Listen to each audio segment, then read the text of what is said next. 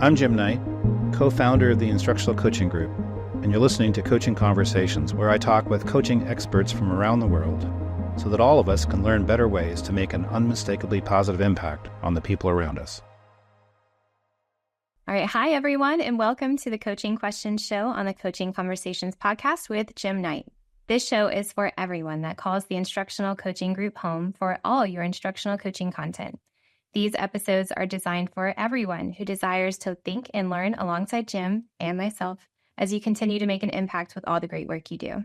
I'm Jessica Weiss, a proud member of our ICG consultant team here.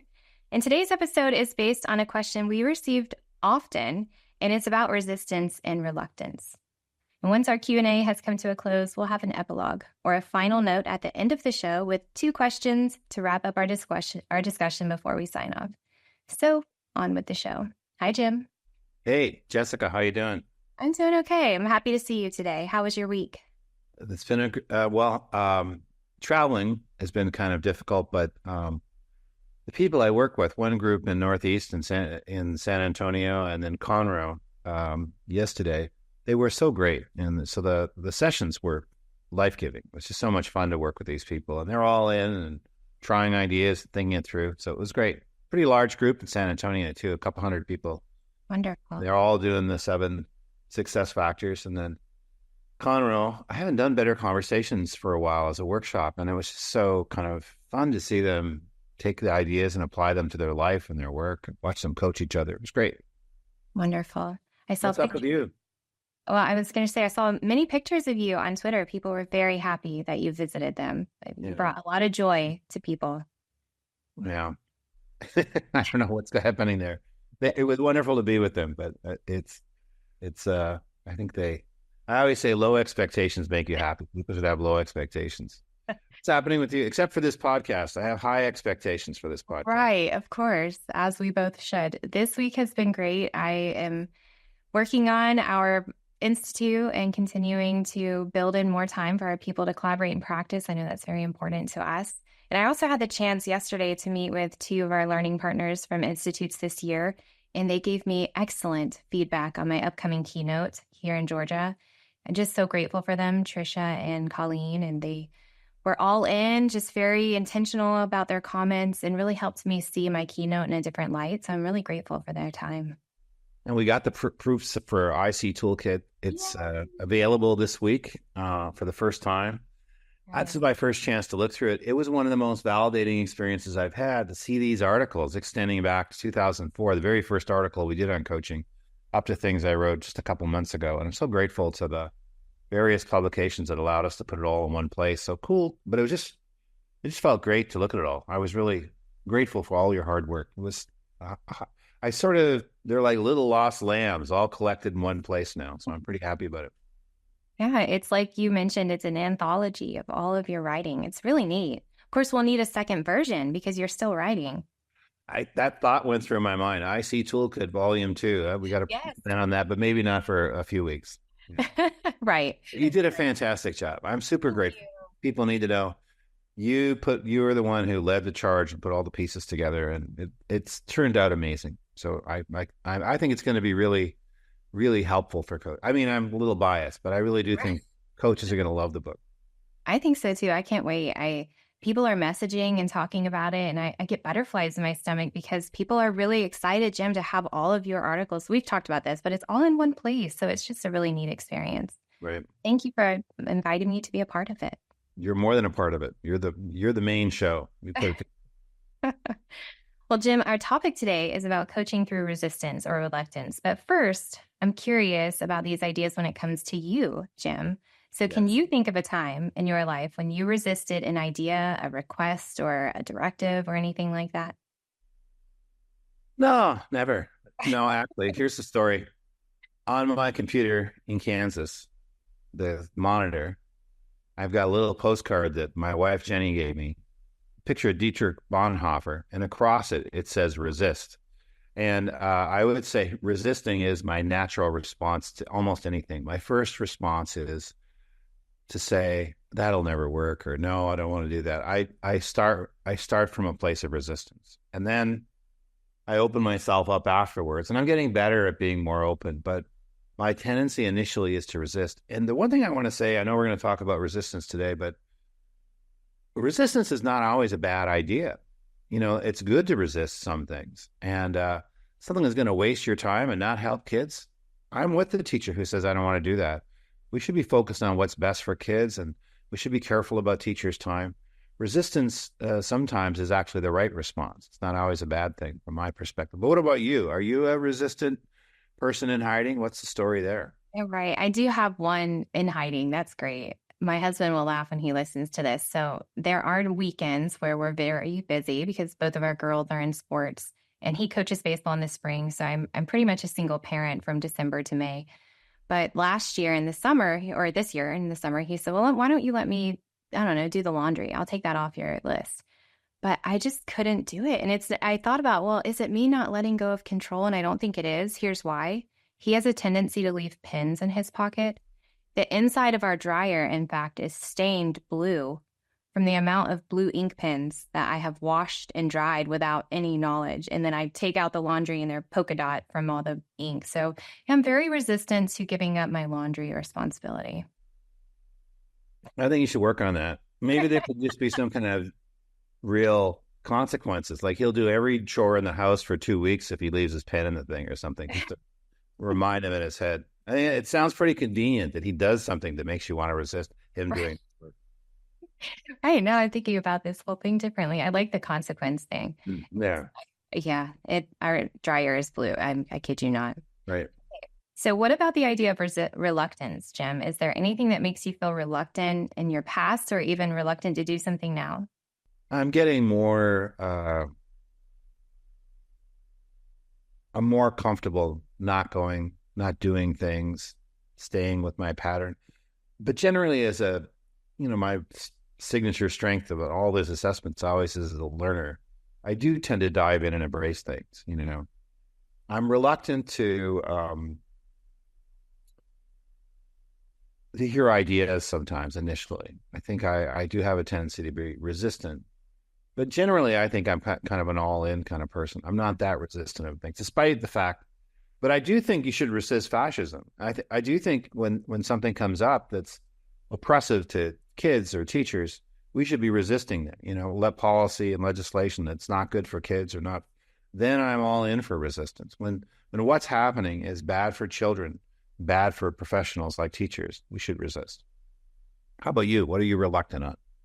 Well, now I'm wondering, should I even share my idea? Because you're speaking to my heart with the ideas about kids, and here I am talking about laundry, but here it goes.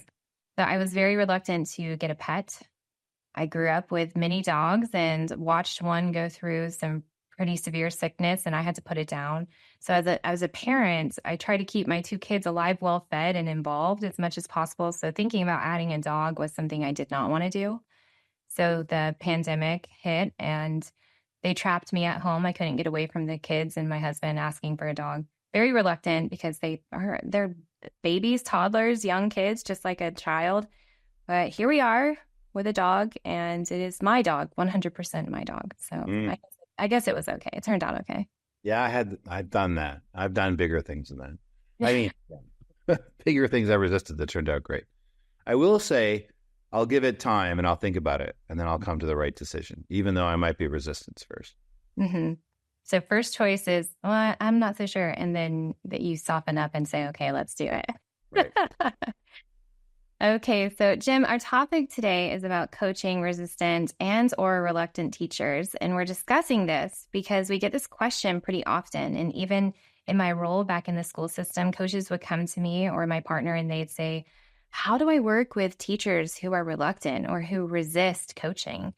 Why do you think this continues to come up in the world of instructional coaching?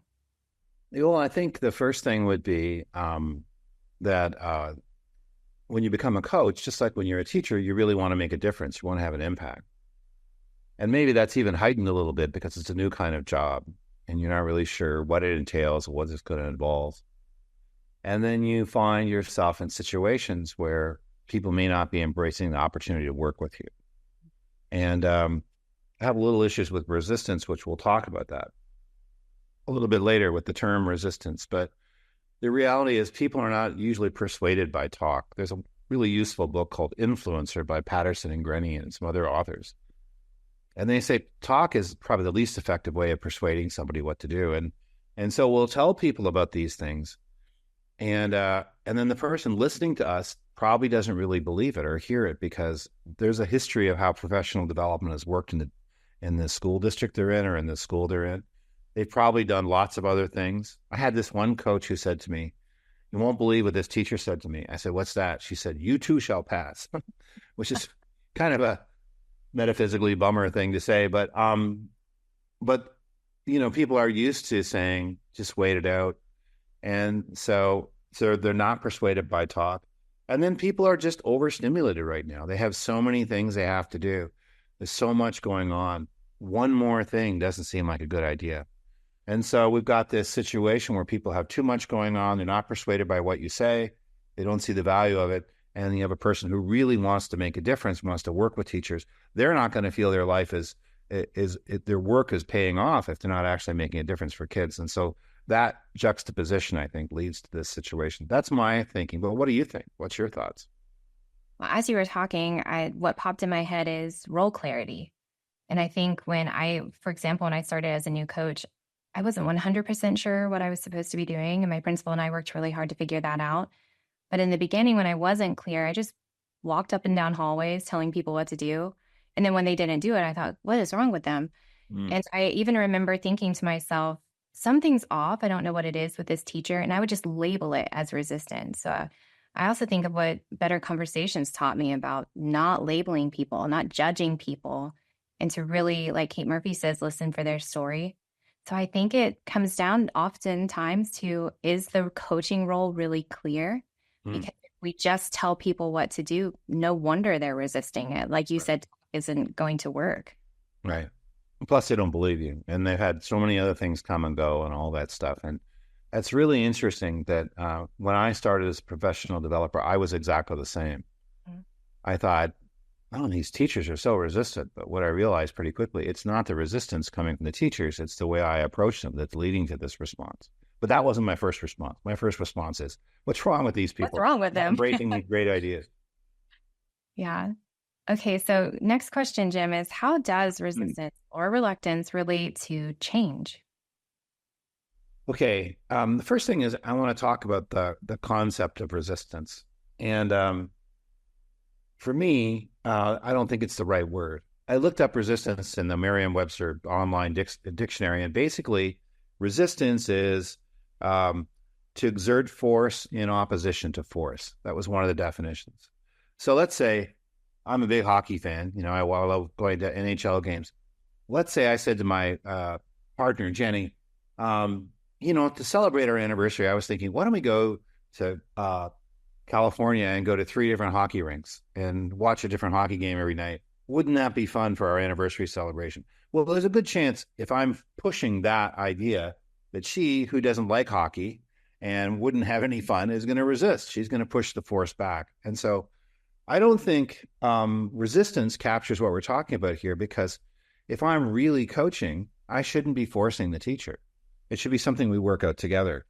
And I should be creating the conditions where the collaborating teacher can set a student-focused goal. And as you know, that doesn't mean I don't share my ideas. I share my ideas. I just don't try to control the person. I just don't assume that I figured out the right thing and they should do it. And so I think rather than talking about resistance, I like what Miller and Wolnick say, there's a misalignment. Because if I'm truly coaching, I'm working on the thing that the teacher really wants to work on. I'm helping the teacher accomplish it. They shouldn't feel they're resisting, because there shouldn't be me doing anything to them. What I should be doing is providing support. Now, I share my ideas. I say, would you like some thoughts about what I think the goal might be, or what the strategies might be, or how we might teach the strategy? I'm clear I have expertise. I just don't act like an expert. I just don't force it on the person. I let them make their own decisions, because they're going to be more committed to doing it. So how does this relate to change? I don't think people resist change. I think that's wrong. You hear it all the time. People resist change. Well, let's say Jeff Bezos comes on Amazon Prime and does a little talk, and he says, you know what? I had a moment of awakening.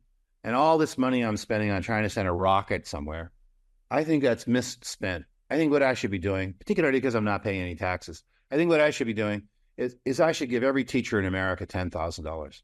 And so tomorrow, when you wake up, teachers, you're going to receive a check for $10,000 from Amazon.com. Well, there wouldn't be a lot of resistance to change. There might be some people who are like, I don't like Jeff Bezos so much that I'm not going to take the $10,000. But most people would say, cool, $10,000, I'll take that. I'm all in. People don't resist change unless it's change that they don't like. But if they embrace the change, they're all in. And so what happens when change is embraced? According to Grenny and Patterson again, people embrace things when it's worth it and when they can do it.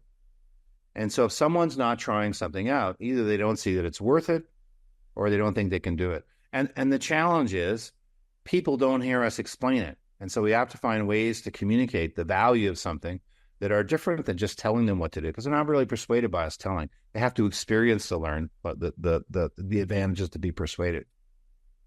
So for me, when it comes to understanding change, those two questions, is it worth it? Can I do it? Are a driving force. I'm asking myself all the time, am I actually giving somebody something that's worth the effort they're going to put into it? And have I done everything I can to make it as easy as possible for them to implement?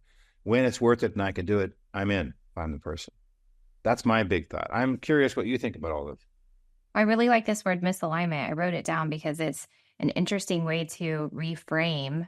In Better Conversations, you talk about when you're in difficult moments, we can reframe our thinking. And that might be a really helpful way to reframe moments when we are, well, this is a resistant teacher or they're just resisting, to reframe and say there's a misalignment, because that implies, Jim, that it's both people or it's the situation and maybe how I approach that situation, like you mentioned earlier. When I think about the role change plays, I think about the complexities of helping that you wrote about in Unmistakable Impact and that we talk about in our institutes, and how there is easy change and there's hard change. And no matter which type of change you're facing, it takes time. And with that hard change that requires adaptive solutions, not a technical Band-Aid, it takes we're in a very vulnerable space to face change, because it's people like Milner and Rolnick that you've mentioned, and Heifetz and his colleagues with adaptive leadership. They say that people feel very threatened when they're facing change that feels hard, that requires adaptive solutions. So I think just remembering that it puts people in a very vulnerable place. So we need to make sure that we are creating safe environments for people to face change.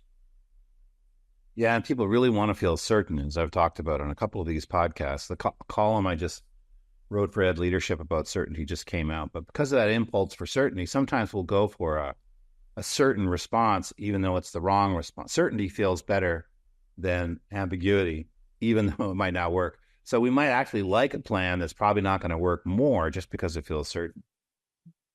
Well, it sounds like a new article for version 2 of the IC Toolkit. That's right. It is. It's the first one. We'll do this. Right. I'm certain. Right. So what leads us to this perception of resistance or reluctance? Well, I think it comes down to people don't think it's worth it, or they don't think they can do it. Mm-hmm. And I think there's more to it than that, but that would be the first thing I'd say. And I don't want to underestimate I don't think I can do it. I was trying to learn this approach to running back when I could actually run. And it's called Chi running. And it's like you apply the principles of Tai Chi to running. And the idea is you kind of lean forward as you run, and gravity pulls you forward as you run. And so I was in Round Rock outside of Austin in Texas. And there happened to be a trainer in this Chi running approach. And so I contacted her, and the Round Rock High School gave me permission to work on their track. And she met me on the track at Round Rock High School. And she said, okay, the first thing is you have to think of your body like there's a string pulling your head up straight and you're really straight. And then you have to lean forward. And she said, now I want you to lie down on the ground and let me show you what you do. And I'll show you on the ground how you do this. And she said, gravity should pull you forward. She was really clear, but I was out the moment she said the string thing. Like I sat with her for like 45 minutes, and then we went to McDonald's and we looked at tape, but in my brain, I'm going, I cannot do this. But the whole time she was talking, this is really helpful. Thank you so much. Here's my money for the training. But in my mind, within 5 minutes, I just said, I'm out. I can't do it. And I think it's often the case that when we hear about new practices, we think that's just too much. And we nod our head yes, and we say yes, but it's harder than we think. And that's especially escalated if we don't think it's worth it. We're not going to put much energy into doing something that we don't think is worth it. But it also might be that people just don't hear what we're saying.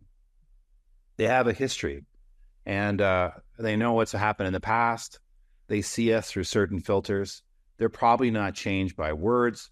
They probably need to be changed by experience, or at least vicarious experience, where another teacher talks about what's happening, or students talk about the outcomes, or there's video demonstrating it. People are way more persuaded by another teacher than by the consultant or coach training ideas. That's why I was once presenting with Don Deschler. The Council for Exceptional Children chose him as one of the 10 most important people in special ed in the 20th century. We're talking about is $500 million worth of research on kids with learning disabilities and what effective instruction looks like. The world's leader, really, on instructional practices for kids with learning disabilities. Certainly one of the top few people, at least according to the Council for Exceptional Children. We're in with a group of teachers outside of Kansas City. And he's talking, and people are kind of listening. They're not really listening. And then this teacher speaks up about her experiences. Everybody locks in on the teacher. Now, when I got that world-renowned expert here, you couldn't pick a better person to talk to you about learning disabilities, but people were way more persuaded by the other teacher. So sometimes having people speak about you want to give them this kind of vicarious experience of what they're doing. I think, too, that we make a mistake to do what both you and I did, which is to blame the other person as being resistant. Miller and Rolnick, again, who really obviously influenced my thinking, they say resistance always involves two people. And so an important question is, to what extent am I creating a situation where resistance is the natural outcome? And so for me, it's always, can I make this easier and more powerful? Can I reduce friction so the person's more likely to do it? And if my goal is important and I can do it, we're not going to have resistance. I'm going to see the value. I'm going to be all in. But it depends on how I communicate that and all the things related with that. How about you? That's a pretty long response, but I am passionate about resistance. Yes, it's good. It probably makes people resistant as they hear this. So like, that's not true. And I feel like there's another article coming for IC Toolkit version 2 on resistance. So when you were talking, once again, the complexities of helping popped up in my head. And when you were giving the example of Don Deschler and then the teacher and how everyone's focus really shifted when the teacher started talking, it made me think of status. And I guess my question for you, Jim, is when we perceive there's resistance, could it be perhaps because people feel their status or even their identity might be challenged by whatever we're talking about or the topic? Yeah, absolutely. I mean, Edgar Schein would say there's a lot of things in that complexity of helping. Mm-hmm. If people perceive us as putting ourselves one up and putting them one down, they're going to resist. If we do the thinking for other people, they're going to resist. So there's lots of other factors in play, and just often people just won't hear us because of what they've heard in the past. We all sort of walk through imprecise understandings of what the other person says. It's pretty easy to misunderstand what's being said or not hear it, especially when you have a history that would lead you in a particular direction. But yes, status. Also, people often don't see the need for change because they don't have a clear picture of current reality. Motivation, again, Miller and Rolnick are the ones who stress this, but motivation really comes from, here's where I am, here's where I want to get to. This morning, I got on the scales, and I said, I've got to make sure I beat Jessica Weiss in the steps challenge at the instructional coaching group. I got to get my steps in, or else, I'm not going to, I don't like where I am. So when I saw the numbers on the scale, which have gone up 3.09 or something, I was like, okay, I gotta change my habits here. And that's what reality does. And so sometimes people resist just because they don't see reality clearly, and getting them a clear picture of current reality opens up the opportunity for them to set a goal. If I don't see reality clearly, I might just think, well, there's really no need to change because everything's going fine. It's going fine because I don't actually see it that clearly. Mm-hmm. Sometimes, too, reality will present us with opportunities, not always negative. I might be surprised at how positively small group activities are going and say, we need to do more small group activity. We need to exploit this because it's going really well. It doesn't have to be negative. That's really good. And if anyone's listening and they're thinking, what are these complexities of helping? You can join us for the institutes because we dive deeply into these. But yeah, even as you're talking, resistance, reluctance, I keep thinking of the complex work that we do with adults. So that's why I keep weaving it in. So maybe we can explore that further sometime too. Okay, another question I have for you, Jim, is what is the feeling of resistance actually trying to signal to us, or what is it telling us when we feel that or sense it? Yeah, I think the big thing is all these things are pretty complicated. But the big thing is they don't think what we're sharing is worth it, or at the risk of being repetitive, worth it, or they don't think they can do it.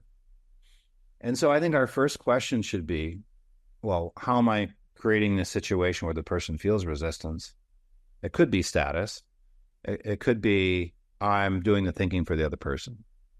It could be I'm trying to give them a goal instead of letting them choose a goal, given that we know the research on motivation, summarized nicely by Dan Pink, would say they need to have a goal. It could be all those things. But the thing I would ask myself is, am I really giving someone something that's worth the time and worth the effort? Is it really valuable what I'm sharing? And that means I think I need to really understand how to be a coach. And so I need to understand how to gather data to set powerful goals. And I have to have an instructional playbook so I can help them figure out the goal. I don't want to sit down with a teacher and not be clear on what the goal would be because I haven't got a clear idea of how to gather data. And then I don't want to be saying, well, I saw this thing on TikTok last night. Do you want to try this? I want to know these are, not that there aren't good ideas there, but I want to know that we've thought this through carefully. And these are our highest leverage teaching practices. These are the best ways we've got for helping teachers hit their goals. So I think I want to make sure that what I do is spot on in terms of giving people something that'll make their life easier. It'll make a difference for kids. And then I need to be really organized. I need to follow up. I need to stay on top of things so I can remove some of the tension that comes from not knowing what's going to happen. That teacher shouldn't have to worry about that. They should know I'm going to follow up here. Here's what we just said we're going to do. Here's the plan. I should really be making it easier for them to implement. What's your thoughts on that one? Yeah, so much of what you're talking about, Jim, is making me think of better conversations and communication skills, which you talk about in the definitive guide, well, and better conversations. But I can't help but think that if there is misalignment, I'm going to use that new word, if there is misalignment in a partnership, could it be signaling a lack of trust? Could it be signaling fear? Are people afraid that, as Heifetz and his colleagues say in adaptive leadership, are people afraid of losing something, or that they feel very threatened by a partnership or a change? And I bring that up because I think about one particular teacher that I worked with very early in my coaching career. In fact, she was very generous to let me practice in her classroom when I was practicing coaching. And she would sit back and cross her arms because I had never taught that grade that I was coaching. So it was almost like she was testing me. But then when we would sit down and have conversations, she would maintain that crossed arms, sit back, legs crossed up on the table, never fully showing nonverbals that said, I'm all in. And I think back to that and I think, I wonder if she trusted me at all, because I think I probably came in, oh, I could do this. I've taught kids. I can teach your kids too, instead of being really open to learning and hearing her ideas. So was it, when we tried to implement those new practices, was it because there was no trust between us that I labeled her as resistant? Was she afraid? Was there fear of, like you said, not being able to do it or not finding value in it? Or did I really threaten her as a person, as a teacher? So those are things that are swirling around in my brain. Oh, you're really making me think of a lot. Those are great comments. The first thing, I've got two thoughts in particular I want to emphasize. And the first one is trust will be eroded when the focus is on me and not on the teacher. Mm-hmm. Self-interest I've read this in a lot of different places. Self-interest is the main thing that erodes trust. It's all about me. It's hard for the other person to trust me. But if the person can tell I really want what's best for them and their kids, they're more likely to trust me. And so I think that's even reflected in the kind of conversations we have. Do I do most of the talking? Do I interrupt the teacher when they're talking? do I try to get them to do what I think they should do instead of facilitating their own thinking about the solution? And so I think watching yourself on video to say, is my communication one that looks more focused on me, or is it genuinely focused on it? Is the other person talking 80% of the time? Are they the ones who are making the decisions in the coaching process?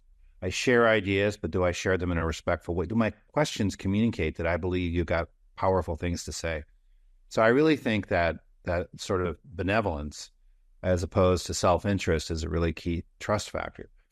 But the second part of that is people might not see that, though. Mm-hmm. Even though we listen carefully and even though we ask respectful questions, they have a history of experiences. They may associate us with things from the past that aren't successful. No matter how well we work at what we do, it may not resonate with that person. They simply might not see it. Just like, you could miss something if you weren't looking at it. You might miss students doing something in your class if you're looking somewhere else.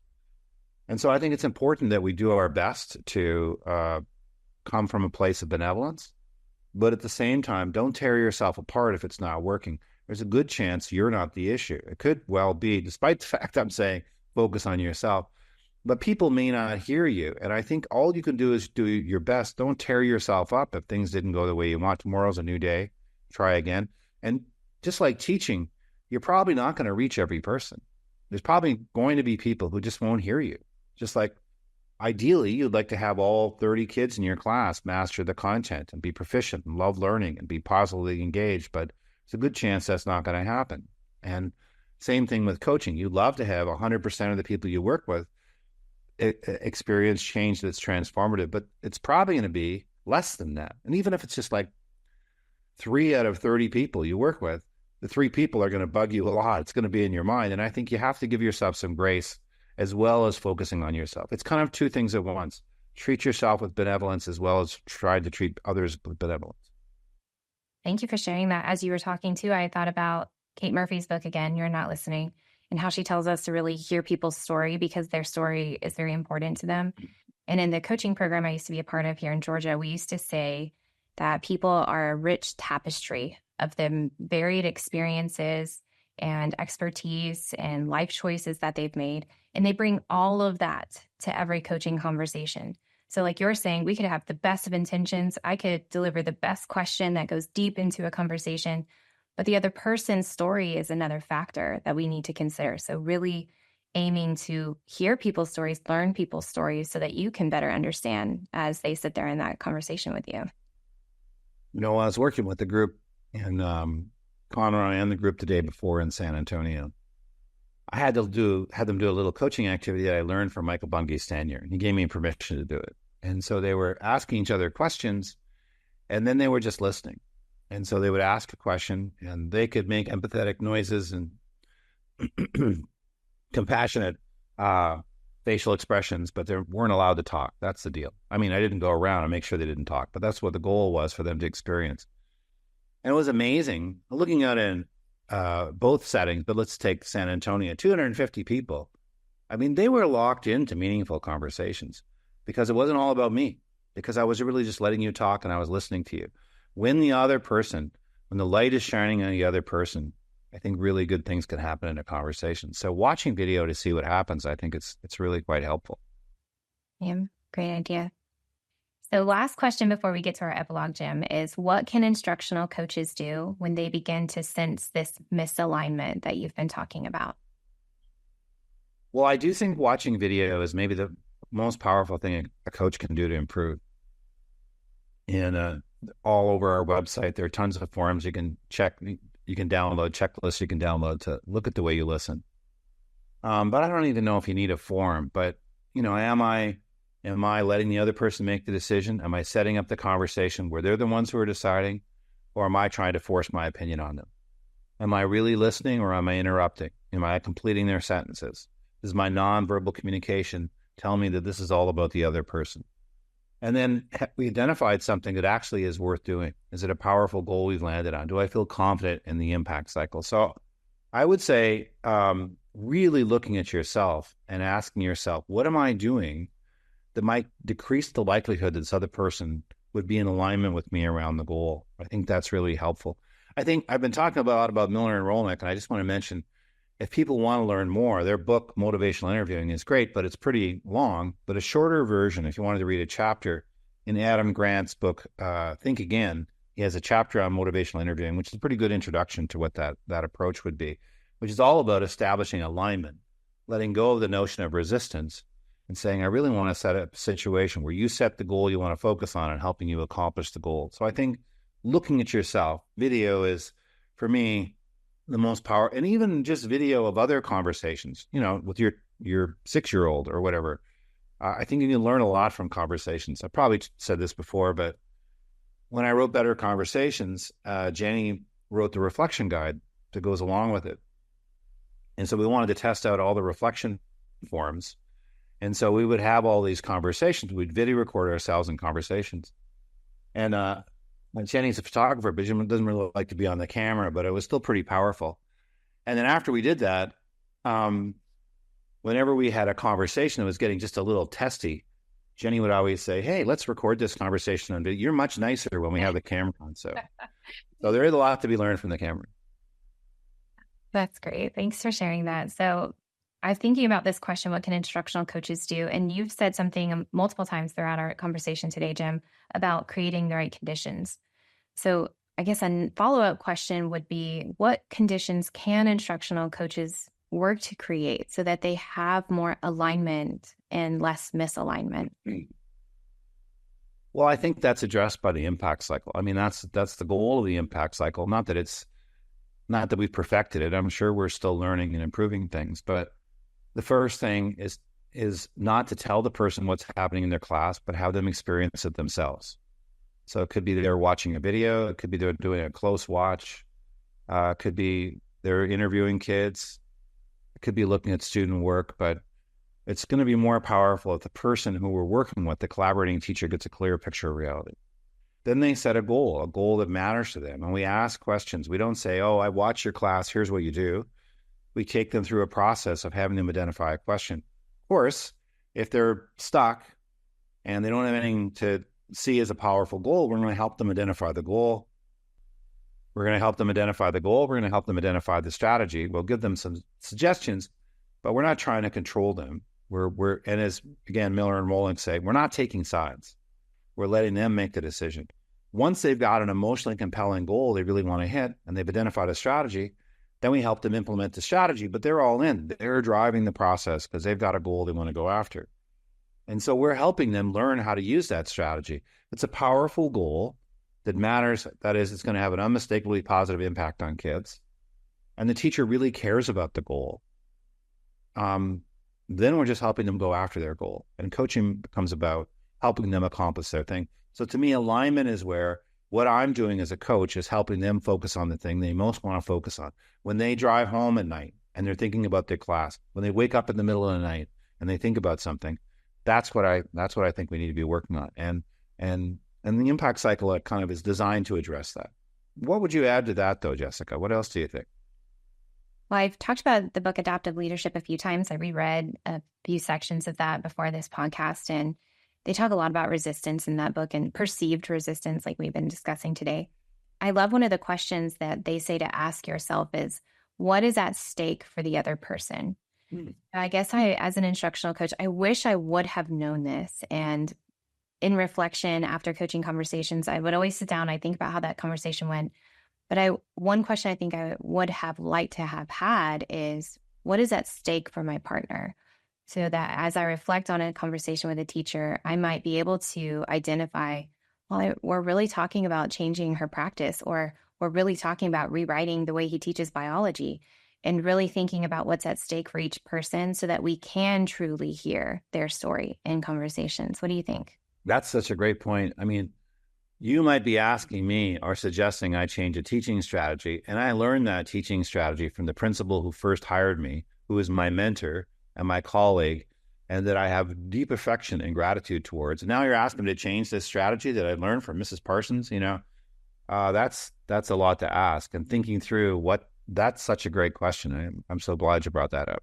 All right, Jim. Well, to close out our show today, I thought we could finish with some sentences for our listeners. So we have many people who listen in many different roles, and we'll speak to each of them throughout our questions. We're going to start with our teachers who are listening. So the sentence for you to finish is, if you're a teacher, my final thoughts are. Yeah, I'm not sure I have final thoughts, but my current thoughts, let's go. Current. And my current thoughts for teachers, coaches, and administrators are the same, but I'll say them a little bit differently as we work through these questions. But my first thought is just a deep sense of gratitude. I think when you're choosing to teach, you've made a decision to do something where you're not going to get paid fairly. And the expectation is you're going to do it because you care about kids, and so you'll do it. But you're not getting the pay you deserve. I mean, teachers just clearly aren't fairly paid for what they do. And so I'm grateful to any teacher who says, for the good of the country, for the good of our kids, for the good of the children in my community, I've chosen to be a teacher. And I think, and I'm going to say this for as also the response to everybody, you need to find your people. And so, and that means don't go it alone. Find other teachers, whether it's through social media or wherever it is, find other people like you to help you on this journey. And when you have a bad day and you start to doubt yourself, start to think, man, I made the wrong decision here. Why am I doing this? To have people you can go to who can, be allies and walk through the journey with you for a little while. I think that's really, really helpful. So I'd say gratitude and find your people would be the key thing for teachers. All right. If I keep rolling, I'll talk about coaches and administrators too. Is that okay? Let's do it. I like it. Well, I think same thing for coaches. I think coaches, I'm profoundly grateful for people who've decided to, first off, it's a sacrifice to move away from the classroom. There are a lot of coaches right now, this is just August, but people will hear this in a month or so. A lot of people right now who are watching teachers with their students, and they're saying, I wonder if I made the right decision. You have to give up something to be a coach. And I'm grateful to people who say, I'm going to give up the joys of talking to parents about their kids. Not that there aren't any challenges with this too, and there's days you question that too, but it is a sacrifice. I'm going to make that sacrifice so I can have a bigger impact on what happens. And you do have a bigger impact because when you work with a teacher, as I always love to say, it's not this group of students you're working with. You're working with every student that teacher ever teaches. So how huge is that? You really want to make a difference. It's hard to find a job more powerful than a coach because a coach changes the future. A coach works with, hundreds, maybe thousands of students by working with this particular teacher. And then with respect to administrators, it is, I think, the most thankless job in education and maybe the most important. Everybody's unhappy with the principal. And not only that, it's isolating because people just usually don't treat you the same once you become the boss. You feel a little alone. And people who are your friends treat you differently than once you get that position. And you do it because you know the principal is critical in what happens in schools. And so I'm grateful for people who make that decision because their role is absolutely essential in society. And it makes such a huge difference for kids. I'm grateful, and I didn't say this for coaches, but I think coaches need to find their people. They need to find other coaches they can talk things through, learn from each other. If they've done our work, they could do the IC meetup as one small way of meeting people. But finding a community of other coaches, however they can do it, even if it's people they work with, building in time to work with, and the same for administrators. Both coaches and administrators are in kind of a lonely situation. There's only one principal in the school. They have other administrators, but their job, so if they could find other people like themselves going through similar things, whether it's through a course or whatever it might be, same thing with coaches. They can find other support for coaches. I think it'll make a difference. So my two things are thank you and find your people. Those are my thoughts. But you've probably thought a lot about this. What were your thoughts? Oh, I like your question. I think just one, and it's our TLC theme this year, keep kids first. Throughout our whole conversation this morning, we've been talking about this idea of resistance or reluctance. Now this term misalignment, you've helped me see. And I think one way we can combat that is just to keep the kids first, to continue to advocate for what's best for kids. Yeah, I think that's true. I think that's so important. That was one of the things I was thinking about with respect to these questions. If you keep your focus on the bigger purpose behind this, then the little snipey things someone says or the little momentary doubts you have aren't as important because the big thing stays big. And when your life is guided by a deep sense, Michael Fullen's written many books about this, but a deep sense of this is what I want to accomplish, this is the impact I have on kids, then you don't take it as personally as when you've forgotten about that. It is easy to forget in the day-to-day of why we're here, but if you keep in mind why we're here, then the little personal blips along the way are easier to take. I agree. Well, just one final note for our listeners. Much of what we've talked about today, such as the complex work of helping adults, is discussed in our Instructional Coaching Institutes. If anyone listening is interested in being part of our 2025 cohorts, they can check out our beautiful new website. Shout out to the team who worked on that, and register for either our in-person, virtual, or asynchronous institutes with Jim and myself. So we hope that if today felt really relevant for you and you want to keep learning and going with us, that you consider one of those institutes for next year. And you can learn more by heading to instructionalcoaching.com. And thank you for listening today, everyone. If you found today's episode helpful, it would help us if you liked or followed the podcast. You can leave us a rating or a comment so we can continue creating meaningful content just for you.